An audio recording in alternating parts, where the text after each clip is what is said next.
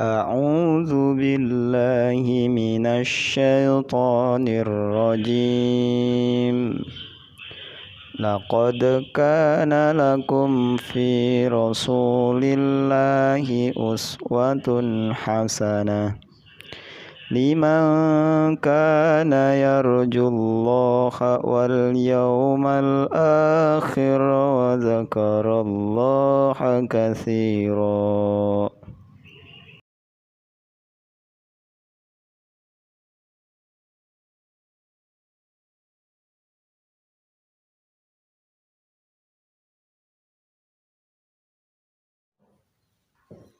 Assalamualaikum warahmatullahi wabarakatuh. Alhamdulillahirabbil alamin. Hamdan syakirin hamdan na'imin hamdan rabbani amahu wa yukafi majidan. Amma ba'd. Puji syukur kita panjatkan kepada Allah Subhanahu wa taala. Salawat serta salam kita sampaikan kepada Nabi besar Muhammad sallallahu alaihi wasallam. Kaifa halukum?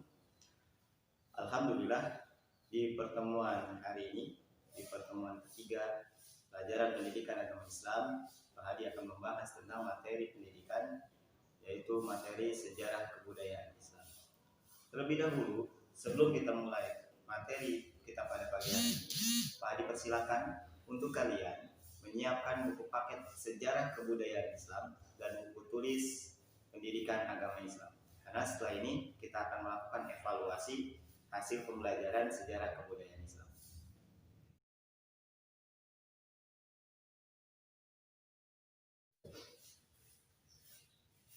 Alhamdulillah, jika kalian sudah menyiapkan buku paket sejarah kebudayaan Islam dan buku tulis pendidikan agama Islam, mari kita mulai pembelajaran hari ini dengan membaca Bismillahirrahmanirrahim.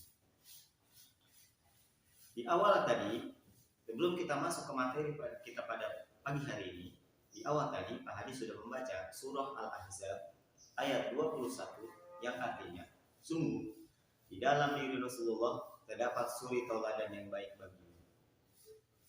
Hal ini dapat kita ambil hikmah dan contohnya, karena di dalam diri Rasulullah banyak kebaikan yang dapat kita ambil, mulai dari perangainya, tutur katanya, sopan santunnya, adabnya, semuanya dapat kita ambil dan dapat kita contoh dari diri Rasulullah. Tapi bagi siapa? Bagi orang-orang yang mengharapkan rahmat dari Allah dan dia mengakui akan kedatangan hari akhir. Dan untuk orang yang selalu mengingat Allah Subhanahu wa taala.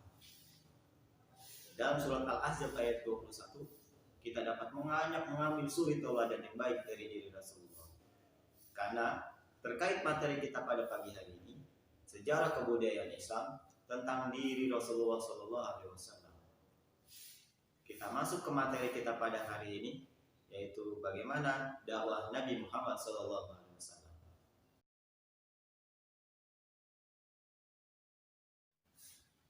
Setelah peristiwa turunnya wahyu pertama kepada Nabi Muhammad SAW, yaitu surah Al-Alaq ayat 1 sampai 5.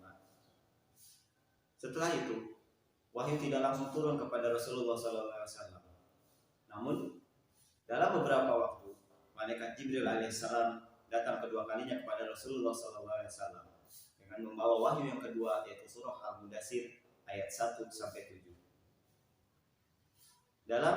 Setelah peristiwa turunnya wahyu kedua kepada Rasulullah SAW, Allah Subhanahu wa taala memerintahkan kepada Rasulullah atau kepada Nabi Muhammad SAW untuk mulai berdakwah, mengajak manusia untuk beribadah hanya kepada Allah Ta'ala.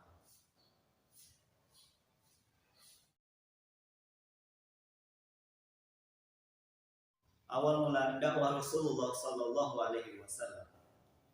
Pada awalnya Rasulullah Sallallahu Alaihi Wasallam mendakwahkan tauhid secara sembunyi-sembunyi kepada keluarganya dan kepada sahabat-sahabatnya. Sayyidah Khadijah radhiyallahu anha adalah wanita pertama yang memeluk agama Islam dan mengimani Allah Subhanahu wa taala. Di saat itu Sayyidah Khadijah juga membantu Rasulullah Sallallahu Alaihi Wasallam dalam berdakwah dengan menginfakkan hartanya untuk membantu Rasulullah dalam berdakwah. Ketika Rasulullah Sallallahu Alaihi Wasallam dan Sayyidah Khadijah sedang melakukan ibadah sholat, di saat itu sepupu beliau Ali bin Abi Thalib melihat peristiwa ketika Rasulullah Shallallahu Alaihi Wasallam dan Sayyidah Khadijah sedang melakukan sholat. Ketika Rasulullah setelah melaksanakan sholat, sepupunya Ali bin Abi Thalib bertanya kepada Rasulullah, sedang sujud kepada siapa engkau? Lalu Rasulullah Shallallahu Alaihi Wasallam menjawab, aku sujud hanya kepada Allah Subhanahu Wa Taala. Dalam peristiwa ini, Rasulullah mengajak Ali bin Abi Thalib untuk beriman kepada Allah dan memeluk agama Islam.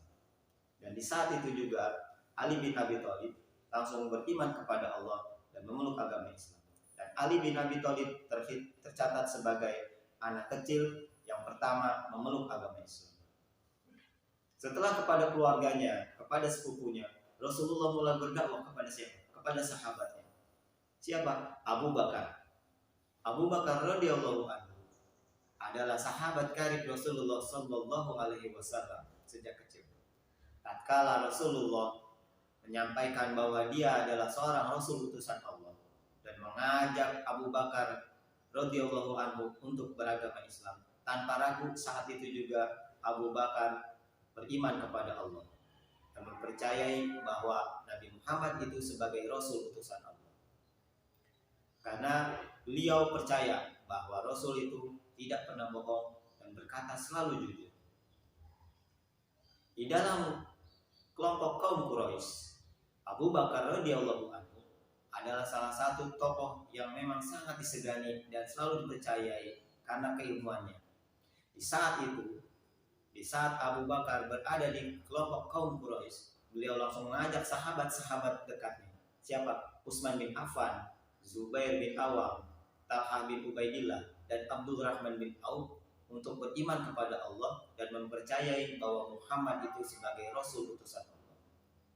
Dari kelompok ini, dari istrinya Rasulullah Sallallahu Alaihi Wasallam, Sayyidah Khadijah, Ali bin Abi Thalib, Abu Bakar, Utsman bin Affan, Zubair bin Awam, Talha bin Ubaidillah, dan Abdurrahman bin Auf memeluk agama Islam. Dari kelompok ini disebut sebagai as-sabiqunal awwalun. As-sabiqunal awwalun atau kelompok pertama yang memeluk agama Islam.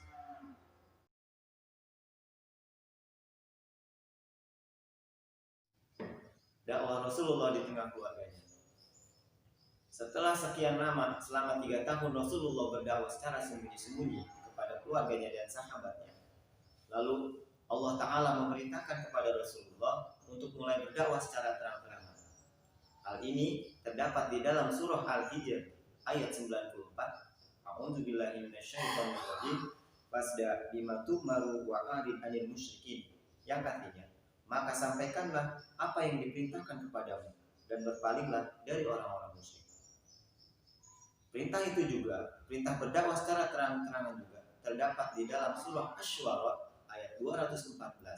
A'udzubillahi minasyaitonirrajim wa anzir ashiratakal aqrabin, yang artinya, dan berilah peringatan kepada keluargamu yang terdekat. Setelah mendapatkan perintah dari Allah Subhanahu wa taala untuk berdakwah secara terbuka dan terang-terangan, hal yang pertama dilakukan oleh Rasulullah adalah mendekati kabilah Bani Hashim. Kabilah Bani Hashim diundang oleh Rasulullah untuk acara makan bersama. Dan kabilah Bani Hashim pun datang memenuhi undangan tersebut.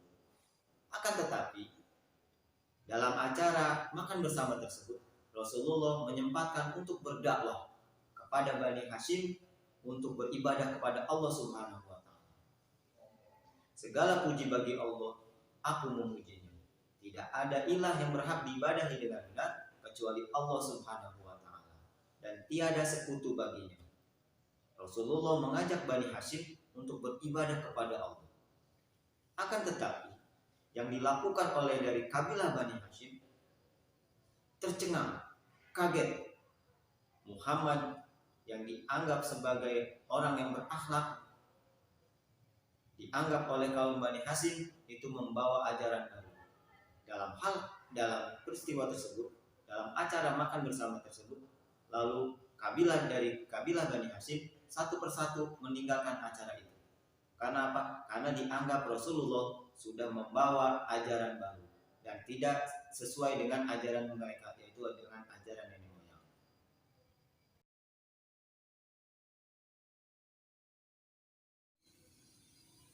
dakwah Rasulullah kepada kaum Quraisy. Setelah Rasulullah berdakwah kepada keluarganya dan kepada keluarganya dari kabilah Bani Hashim, lalu Rasulullah mulai berdakwah kepada kaum Quraisy. Apa yang dilakukan oleh Rasulullah? Rasulullah mengumpulkan kaum Quraisy di Bukit Safa. Dan ketika semuanya sudah berkumpul di Bukit Safa, Rasulullah berkata kepada kaum Quraisy, apabila di balik Bukit Safa ini terdapat pasukan berkuda yang akan menyerang kamu, apakah kamu percaya kepada perkataan? Kaum Quraisy pun menjawab kepada Rasulullah, ya, kami percaya kepadamu. Dan kami mengetahui kalau engkau selalu berkata jujur. Setelah itu, Rasulullah juga berkata kepada kaum Quraisy, sungguh, aku ini adalah Rasul utusan Allah. Dan Allah mengutusku memberi peringatan kepadamu sebelum kamu ditimpa azab oleh Allah Subhanahu wa Ta'ala. Dan di saat itu muncullah tokoh kaum Quraisy, Abu Lahab, yang berkata kepada Rasul dan mencela langsung perkataan Rasul. Sungguh, apakah kami untuk ini dikumpulkan oleh kamu? Apakah kami untuk mendengarkan ajaranmu, wahai Muhammad? Lalu Rasulullah hanya terdiam. Dan di saat itu Allah Subhanahu wa Ta'ala menurunkan surah Al-Ahzab ayat 1 sampai ayat 5. A'udzubillahi minasyaitonirrajim. Bismillahirrahmanirrahim. Tabbat yada abi lahabin wa tab. Ma aghna anhu maluhu wa ma kasab. Sayasla naran dzata lahab wa imra'atuhu hammalatal hatab fi dhidha hablum min masad. Ketika Abu Lahab mencela Rasulullah dengan ajaran barunya, dan di saat itu tokoh-tokoh dari kaum Quraisy pun mengetahui peristiwa tersebut, dan saat itu juga tokoh-tokoh dari kaum Quraisy mulai membenci ajaran Rasulullah Sallallahu Alaihi Wasallam dan menganggap ajaran baru yang dibawa oleh Rasulullah itu adalah ajaran yang sangat mengganggu dari ajaran dari kaum Quraisy atau dari ajaran nenek moyang mereka.